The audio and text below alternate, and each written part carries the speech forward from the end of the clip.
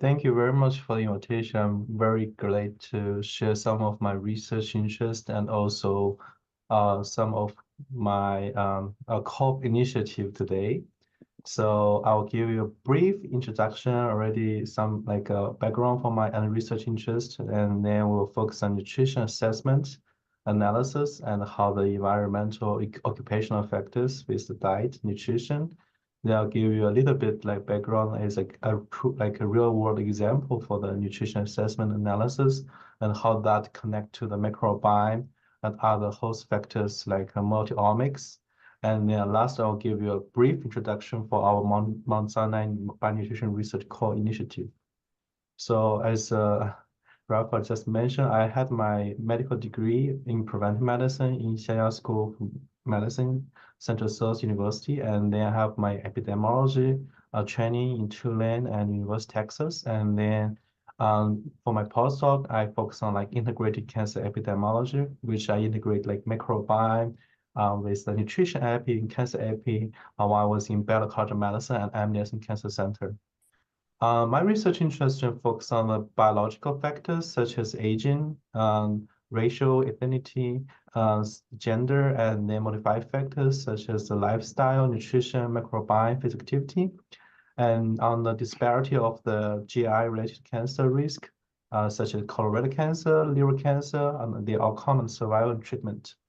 Also, very interesting to explore the innovative methodology to integrate omics data and high dimension data and biomarkers into epidemiology study design. So I'll give you some example for my research on how we integrate the microbiome, metabolomics, proteomics into a dietary intervention trial. So in the past few years, I got several awards from the Cancer Society and the Epidemiology Society. And I also get some like surveys and teaching while joining the Mount Sinai in 2022. So it is great experience for me to, as a junior faculty, to involve in like such as, for example, NIH Early Career Review Panel for Cancer Prevention. And also I have been like get some like teaching role for like you might heard of like a meta-analysis, epidemiology methods in IT Institute for Translational Epidemiology short course. And also I have been guest lecturer for the fundamental epidemiology. So very interesting to, as an education perspective, to give some like a short course workshop on the nutrition, cancer, microbiome as well. And for today's first topic, I want to focus on the dietary assessment, why it is important. So in many of our population-related epidemiology-related study, we might need to collect the diet. So then we come to the diet assessment. What is the most common assessment for you to collect the diet data? For example, you might heard a lot about like dietary pattern, diet quality, KLCT index, like Mediterranean diet score, something like that. So here I want to show you some of these tools, most common used tools. One is ASA24, which is an innovative diet assessment when you to take like 24 hours recall or like a record. And FFQ is more like a frequency and portion size, like how many something you eat in the past like months, like so. And then we'll have like discuss like beyond the self-report, we have some objective dietary assessment tools, and we'll discuss how do we choose the right tool and what's the feature for the dietary assessment in epidemiology. So first, ASA. ASA is like very common used in many of studies, such as dietary intervention to capture the individual dietary intake. It's like a 24 recall dietary recall, and it is free provided for the participant to self-report their food and beverage intake. And there is website here. If you're interested, you can click there. You can have a demo for yourself. You put your breakfast, lunch, and dinner for the past 24 hours, and then it will give you automatically like the profile for yourself. And they'll give you, oh, you might eat too much sugar. You need to like restrict your fat intake, something like that. But the strength of this study is like the detailed intake memory aids, but limitation is like a memory reliance participant burden, because it will take for me, you need to, even it is very convenient to have picture portion size for you to choose. it may not like very friendly to other people who are not very like good at the computer or web based. So it is a great tool, but not good for like a clinic for clinical studies. People have like waiting time, but too short. It may be good for intervention, dietary intervention studies, if you pay for them. So another tool is called FFQ, as a food frequency questionnaire. There are three types of this tool. One is like most common used called the food frequency questionnaire. It's a common dietary assessment tool to ask a respondent to indicate how often they consume certain food over a given reference period. Often used to estimate like habitual intake, like dietary pattern. Like I mean, like are you Western diet or like protein diet, something like that, and also can calculate many of these like a dietary pattern score, diet quality score. And DHQ is a validated food question questionnaire derived by the NCNIH and used to assess dietary overall specific. It's very similar to FFQ, but they provide you a great analysis guideline for you to integrate for your innovation trial to your epidemiology study. And another quick tool for dietary screening. In DHQ, we have like I don't know many questions for you to answer. It will take maybe around like 40 to 1 hour. But NCI NSQ data is dietary screening questionnaire. They have only 26 questions. It's more used in larger scale epidemiology studies such as like NHANES study. So they use this in 2009 to 2010, I believe. So it is very maybe yeah in our, also in many other in our melanoma study as well. So I'll show you some example for these tools used in the real world clinical study and also epidemiological studies. So one example we use NCI DSQ is a paper we published in the Science 2021. So we want to evaluate like a diet fiber and probiotic flows on the gut microbiome and melanoma immunotherapy. So we use the NCI DSQ to capture the nutrients, like for example, fiber and like fat, protein intake. And then in another paper we recently published in the dry beans trial, I will give you like a brief, like a detailed description for this study. But here I just want to say we use both the ASA24 to capture. We have 5 visits, like from baseline to 16 weeks with visit follow-up. So we capture their individual dietary change using ASA24, which actually is the most advantage for using ASA24 recall to capture the change in dietary in dietary intake. And then we also use the DHQ to capture the dietary pattern in the baseline. Another good thing for you using both, like if you're missing any of these, you can input from each of them for others. So this is also great to incorporate to many of these dietary innovation study. And FFQ is also widely used. So we also see this in some of the top journal, New England Journal of Medicine, to how the changing diet quality with the total cause specific mortality. So another way beyond the self-report, we do have some like objective like dietary assessment tools such as a blood, urine test, and we also have some like that is also like maybe like not just and also like the complementary to the self-report data assess nutrient states.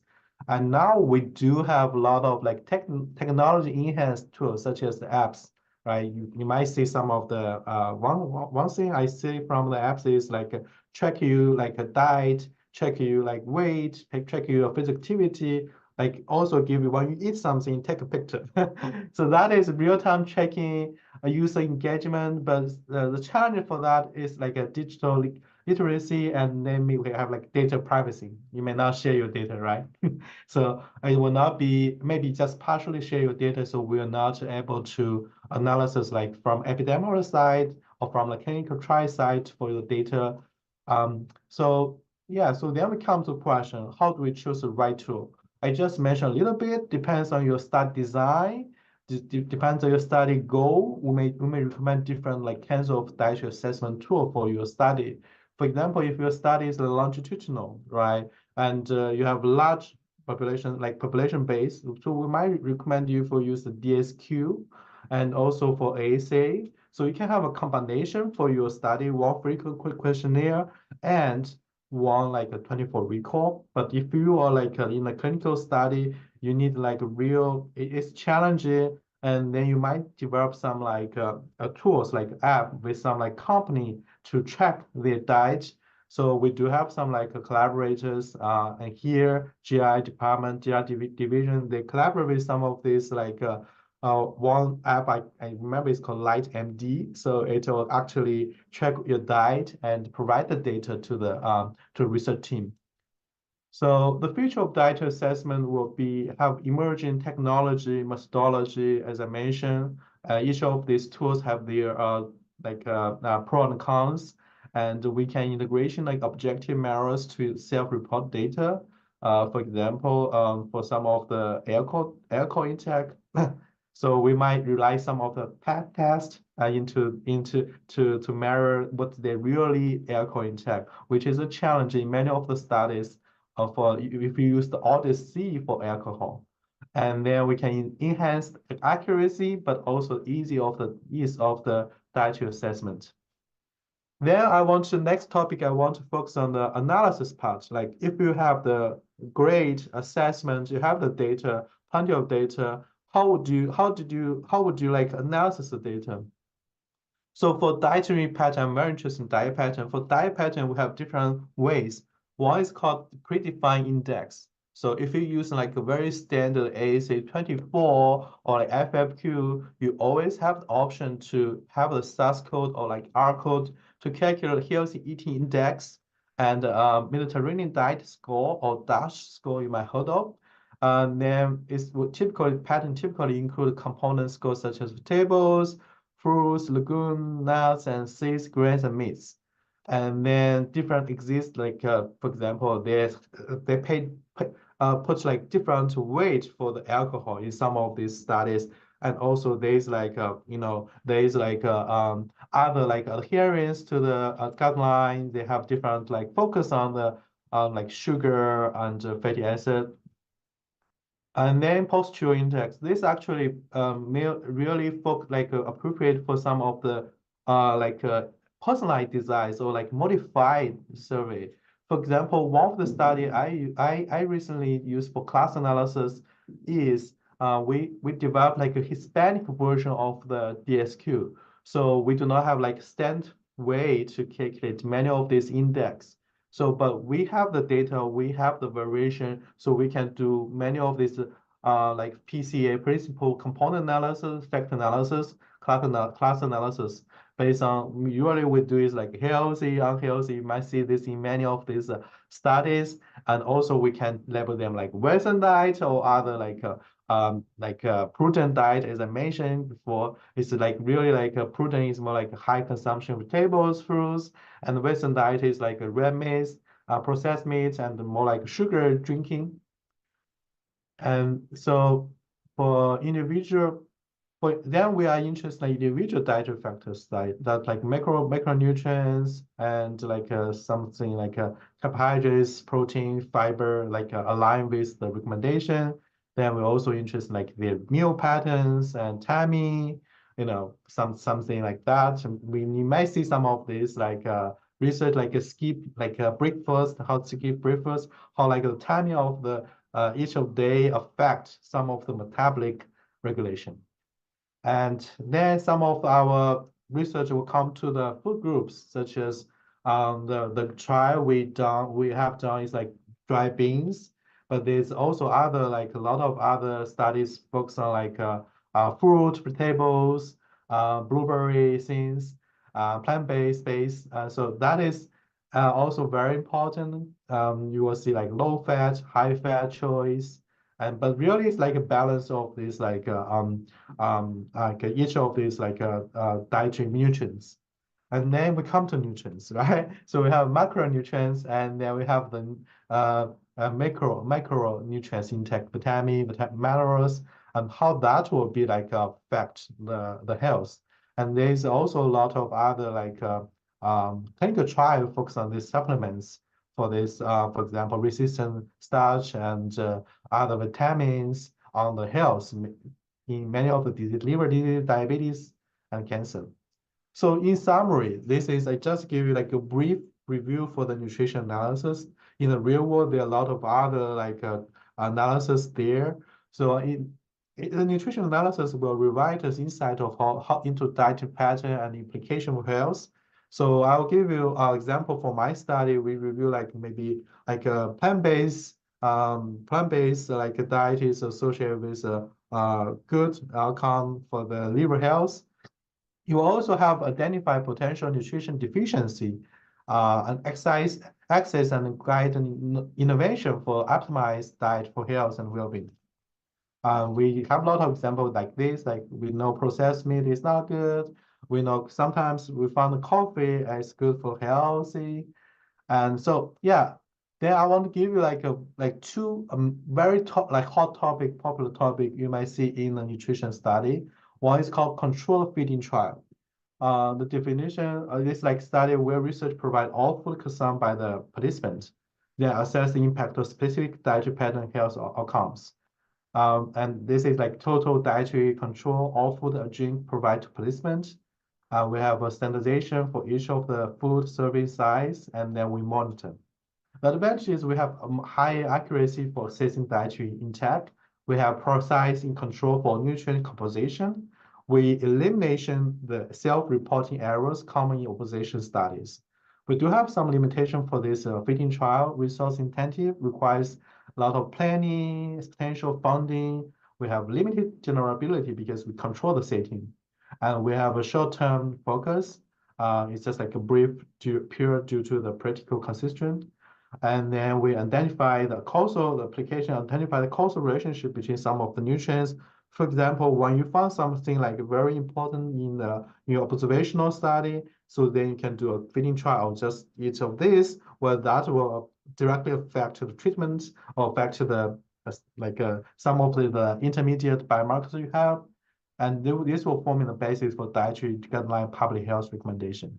It's more like implementation based diet, how the diet impact for the health. Another thing is called medically tailored meals.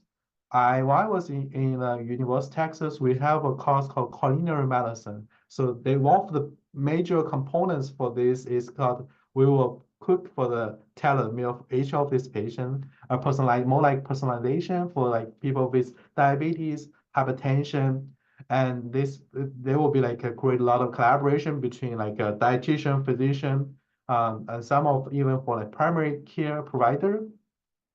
So we improve the patient outcome by change, adjust, adapt to the nutrients and the food they will eat. And then we'll enhance the quality of life, like a nutrient balanced meal, improve overall being. And this is cost effective, reduce the healthcare cost. And then for prevention perspective, this is help them to manage the disease well. And so yeah, so I know many of the nutrition related studies already consider like a medically tailored meal, for example, for diabetes population.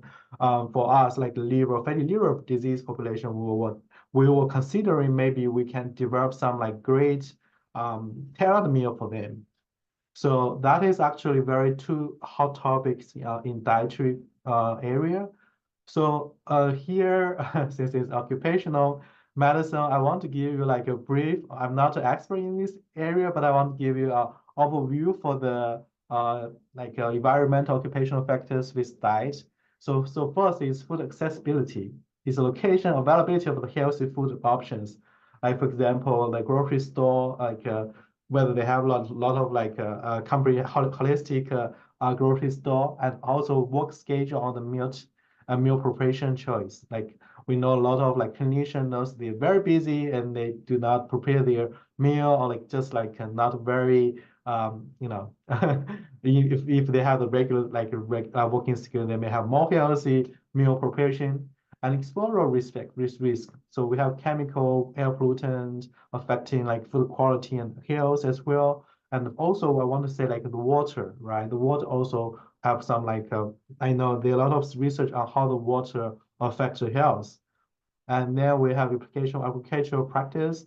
And then we're also like economic influence, right? Like occupation, environmental, shaping diet, and shift work is also like a very popular topic. How the shift work affect a lot of eating patterns, and then how that will be leading to health risk. And we do also have some like cultural education impact. Depends on like the population, like acculturation in the Hispanic population is also may affect their food knowledge and also their food choice. And then last, and we have like regulation, lifestyle, and policy will also affect the food safety and availability. When you check the grocery store, you might see some labels on there. So this might have this is not good for health, and also have occupational stress, environmental stress influence the diet. And last, I would say like activity, nutrition is physical demands of the occupation environment affecting the dietary requirements. So just in summary, understanding this connection between the environmental occupational factors and will help us to creating more effective nutrition intervention tailored to different environment, occupational and circumstance. So yeah, so any question I want to post here? Any questions? If now, I will go ahead for describe some of my studies. So first study we published in the American Journal of Gastro is a study, is a real example how we used like a postural dietary index or like analysis with the liver disease. So it's called a study of dietary patterns derived by class analysis and they are associated with metabolic dysfunction, like associated statistic liver disease severity among Hispanic patients.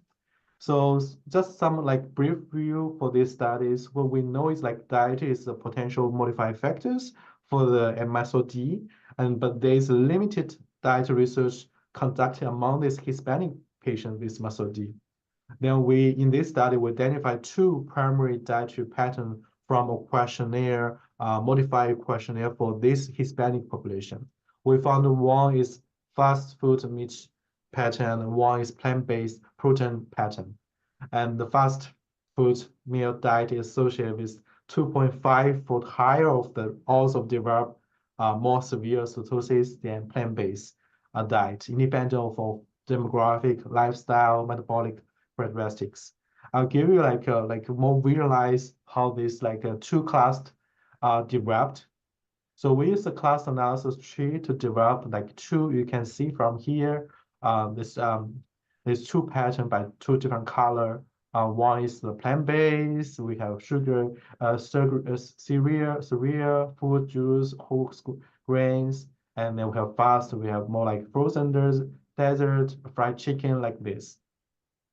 But really, this like a class analysis, we might need like a not like big, but at least like a few hundred. So in our study, we have 500 to develop this class analysis. If you have very too few, like only like less than 200, it might be challenging to use the class analysis to get a cluster. You might have like one class, they have like 20, another have like maybe 100, 200. So that'll be a balance for the class analysis. So here I show you here we have different of these outcome, like for example, ALT, we have the advanced fibrosis, but we do not find we do not find significant association between ALT fibrosis. We only found like a cirrhosis with the animal with the diet pattern. So that is actually first made due to we do not have enough sample size. Second, all our studies from liver biopsy. In the future, for future larger study, we can use the FibroScan or imaging to identify to screen the muscle T or like a fibrosis, cirrhosis and fibrosis. So that is our studies. We do also do some like stratification by the genetics and diabetes and other age, gender to see whether there is the interaction between these factors with the dietary pattern. When we do not find any, we do not find the We found some here, but not so many for the interaction. Also because we do not have enough sample size in each of these stratification. So then I want to go to my research on microbiome, how microbiome connect to the diet. In the past few years, I published a few papers. These two papers I just mentioned, example for the ASA and the food frequency questionnaire. We also published a book chapter on diet, microbiome inflammation, and cancer. So it's from like population health, epidemiological perspective to introduce like how the dietary pattern, each of the dietary factors and affect the microbiome, the microbiome affects the inflammation and other immune response on the cancer. And we also interested in like oral microbiome and the tumor microbiome in our studies, in my research interest. So briefly introduce the science paper we published on the dietary fiber and the microbiome and melanoma immunotherapy response. A melanoma patient reporting higher fiber consumption had a better response to checkpoint inhibitor immunotherapy compared to this patient reporting low fiber diet. We define this based on our population like less than 20 grams per day. And every 5 grams increase in daily dietary fiber intake correspond to 30% low risk for progression or death. And most marked benefits were observed for this patient reporting combination of high fiber consumption, but no probiotics supplement use. We do find some like fiber fermenting bacteria, like for example, Rhamnococculi, Faecalibacterium genus was higher in patient with high dietary intake and no probiotic use. So if you're interested, so you can read the full papers. And my role for this paper is really for nutrition, epidemiology, and the connection to the microbiome. We have a team science to work on the clinical side. We have animal study work on the mouse studies validation as well. So here, this is like a dietary intervention study. I work with my postdoc mentor, Carrie Daniel, while I was at MD Anderson Cancer Center. So this is a true example how the dietary intervention, how diet factors connected with microbiome, change the microbiome, host like metabolomics and proteomics. So I'll give you like a little bit detailed introduction for this study since I involved this study for a few years. So dry beans is, so many of people know this dry beans. You can see this in the cafeteria. You can see this in the grocery store. Dry beans is a probiotics food source rich in the bioactive compounds with anti-inflammatory, anti-lipidemic, and chemopreventive properties and target for microbial and host metabolism. So we see many of these clinical trials in cardiovascular disease and metabolic health, but really there's not few studies on this, like people who have obese and overweight on this high-risk colorectal cancer patient. And this began trial test the impact of how an increasing dry beans consumption on the gut microbiome. Like the research gap, as I just mentioned, dry beans have a lot of great things, but now the study is simply increase or adding the beans to improve gut micrometabolism to low cancer risk. And the gut microbiome has yet been assessing whole dry bean intervention among high risk overweight obese patients with history of colorectal polyps and cancers. So a brief description for this design, we will have like a 4 weeks training, then we'll have a crossover, 2 weeks warm up for the beans because we know it will not be like very easy for people to take directly for the beans. They may have some like other effect like gas, and then we designed this trial into crossover because it's a challenge to enroll a lot of patients. So the crossover actually can optimize the statistic power and also can capture the intro and inter variation for like using themselves as a control. And we follow up like 16 weeks and we collect dietary habits from ASA 24, I just mentioned, and also like a DHQ dietary history questionnaire. And then we have all these label effects for 1 cup of these dry beans. You have at least 6 grams of the dietary fiber. And we collect the stool sample, blood sample, stool sample for the microbiome sequencing, and the blood sample for the omics, like metabolomics and proteomics, like profiling. And here is like detail of this study design, the running, enrollment, intervention, outcomes, assessment. So we also collect security and other anthropometric measurement for this participants. And here is we approaching screen 240. And then in our final analysis, we have 48 include for the intent to treat analysis. In the method, we collect the stool, we use the both the 16S and also the metagenomic Shogun sequencing. And we use the clear for the cholesterol panel. For metabolomics, we use the untargeted metabolomic profiling. And for the proteomic profiling, we use the all-link target 16 inflammation panels. Then when we get this data, high dimension data, we integrate to the epidemiology. We use longitudinal analysis, clinics, generalized linear mixed model with a random intercept to analysis data to see the change. So I will briefly give you some of this result from these studies, but also the result published in Biomedicine. We have dietary change. Is that expected? We have total dietary fiber increase. We have a shift from intake from fats to carbohydrates and protein stable. We have an improvement in overall diet quality score. As I just mentioned, we calculate the healthy eating index as a diet indicator for the diet quality. We have a stability for the health metrics, no significant change in total energy intake, BMI, blood pressure, and waist circumference, and we have other rating consistent by rating throughout the 8 week study. We do not find any significant change in the LDL, like HDL, which might be found or expected in other cardiovascular disease clinical trial. But since we have a short time, we do not see significant change in that biomarker. I just want to give you like a brief visualization of change for the microbiome. They increase during intervention and then they decrease after intervention. So this is very interesting finding, and I will show you some of these analysis. So for the gut microbiome, so there are two composite index. One is called the alpha diversity, which like a Bayesian variation, like a Bayesian variation or like introvariation. Introversion. We see every significant enhanced microbiome diversity, and inverse Simpson index is one of the indicators for the alpha diversity.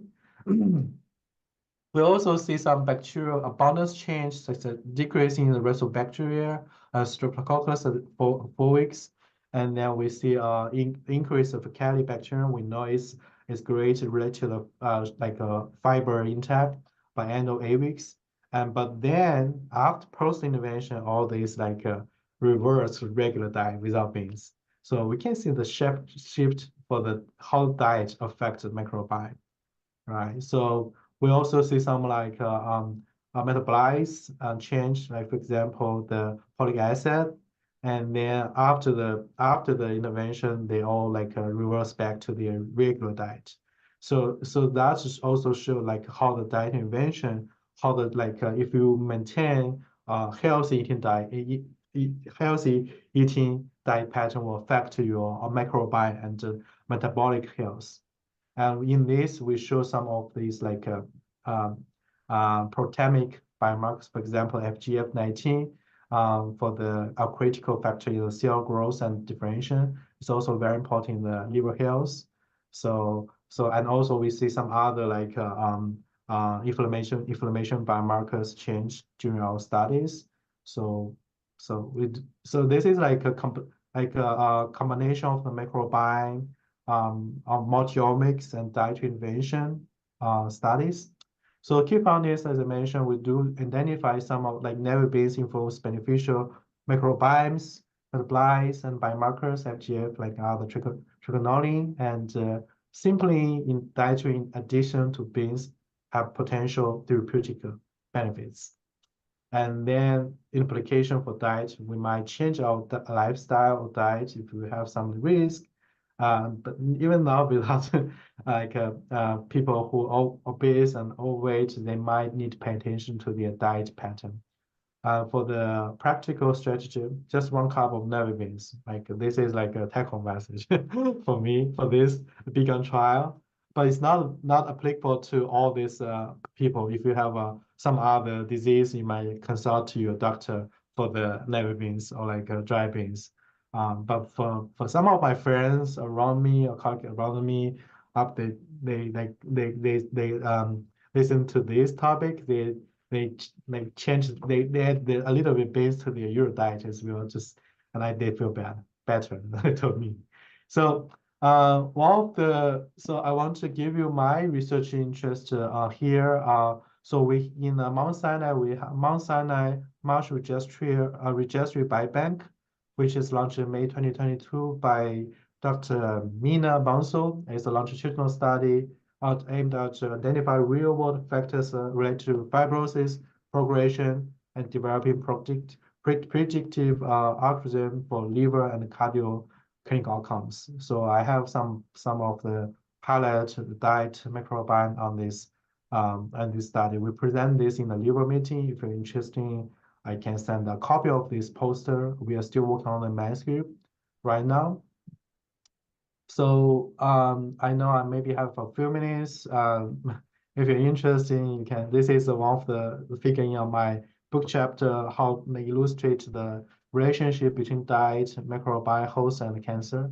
If you're interested, you're free to scan, and if you we can talk afterwards. But and also here is show you the microbiome change in adulthood in the whole lifespan, and how like why we are interested in adulthood because with a lot of like diet and lifestyle, we can change, modify this.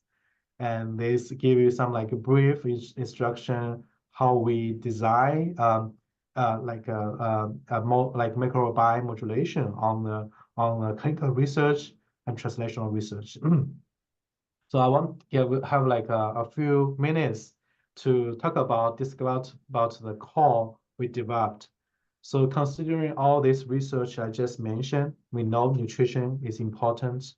Well, we know nutrition is related to many of the microbiome host factors on the disease, no matter liver disease, cancer prevention, GI disease, or other disease. So that's the initial motivation for me to develop this Mount Sinai Bionutrition Research Core. Like I mentioned, we do not have a comprehensive nutrition support here in Mount Sinai. We have limited collaboration. If someone wants to do some dietary assessments, if they have some data of FFQ to analysis, if they have like complex data related to other molecular biomarkers, they need also like an advanced data analysis and interpretation for the data. We have limited access to the advanced equipment facility. Like for example, how we design the feeding trial, a medical tailored meals, we need a kitchen, right? And we have insufficient support related to nutrition in the clinical trials. We do have a clinical nutrition here, and also the clinical nutrition. In our core we integrate clinical nutrition in our panel, so we can give some cost consulting for how to integrate to a clinical trial. We do not have enough nutrition education and training. So address this unmet need will help us to explain by establishing the by nutrition research called Mount Sinai will provide research with necessary resource, expertise, collaboration, opportunity to conduct high quality nutrition research, enhance patient care, and advance the understanding of the role of nutrition in health and disease, and driving innovative population health research. And one example why I want to give is bionutrition core service in MD Anderson Cancer Center. While I was in MD Anderson Cancer Center, my mentor, Carrie Daniel, is the bionutrition research core director. So I work as like a postdoc analysis to have them data clean analysis. And we built a lot of collaboration with the clinician, basic science. You can see many of the research we publish. So it's great collaboration, and we have I get experience to handle different kinds of the dietary nutrition related data analysis. A potential Mount Sinai adopting similar bionutrition research core can bridge the gap and enhance our contribution to personalized nutrition and advanced human health. So the core service we provide is most of this, like I did this in my research, and I just show you my previous slides. We will help you to integrate the dietary assessment tool. Depends on your study design, or provide a consultation on how do you incorporate nutrition in your study, and we will help you to design a dietary intervention, whether crossover is good, better, or like a regular randomized control trial is good. Two arms, one is like a treatment, one is like a control. And then data collection management, right? How do we best collect this data and do the implementation for the recall and for the food questionnaire, and we will provide you this analysis plan. If your main interest is the nutrition, we can help you to prepare a statistical analysis plan. When we have the analysis, we can help you to interpret this data as well, and we'll help you to integrate for your grant. If you have our one other grant, we can help you to integrate to your grant and protocol development. And last but not least, we will have like some like seminar, webinar, or like some like a very hot topic. For example, like ultra processed food, and some like food as medicine, and as just mentioned, like medical tailored meals and feeding trials, something like that. And as significant, we will have this advanced personalized nutrition and sport nutrition related studies, and we can like fostering the multidisciplinary, interdisciplinary collaboration. Will improve, but very important is we can improve the patient outcome. And we have some like of this plan. If you're interested, we'll come to discuss. We have some collaboration with medicine, translational, TCI, public health, population health, and then we have external. We want to, like for example, I just mentioned food as medicine, other nonprofit like institution, we call for partners. And the timeline will be the year one, we set up like core facility and pilot studies, and year two expansion research activity, and year three will really integration for research funding into clinical practice and practice strategy, public health strategy. The future direction will expansion to global nutrition collaboration and develop a public health nutrition program. I know we in Mount Sinai now we have a dean for public health. So I think there will be public health nutrition program can be great components for this new initiative for the public health program in Mount Sinai. And I would say we will continue to do our innovation for personalized nutrition, connect to all these like molecular biomarkers, microbiome, multiomics, and how we, like I say, how to objectively to measure this nutrition. And we want to secure the fundings in our initiative, and we have a strategy plan, and we have other like websites. We will have some like collaboration talk and to attract attention on this. And yeah, so we'll have a plan for sustainability. And so okay, so I think time is up. I want to allow some time for questions. In summary, today I'll discuss about dietary assessment, FFQ 24 recall, DSQ, DHQ, and other technology enhanced tools. For nutrition analysis, I mentioned dietary pattern from like predefined and postural defined index. I mentioned dietary factors for the groups and nutrients, all this like a potential for clinical dietary intervention. I just like discuss like control feeding trial and medical tailored meals. And for the Association for Environmental Occupational Factors, I mentioned a few lists of this explore risk and other cultural education impact. All this is very important from an environmental occupational perspective. And I also give like two examples for my research on the diet microbiome and host factors and how they affect the disease. One is the dietary pattern with the muscle D severity. One is like how the never beans, like remember 1 cup of never beans have like 16 grams of fibers and be good for your health. But before you do that, just consult your, if you have any, consult your doctor. And then we have just briefly discussed the Mount Sinai Bionutrition Research Core Initiative. So I want to conclude here, end here, and for any questions, I'm very glad to discuss.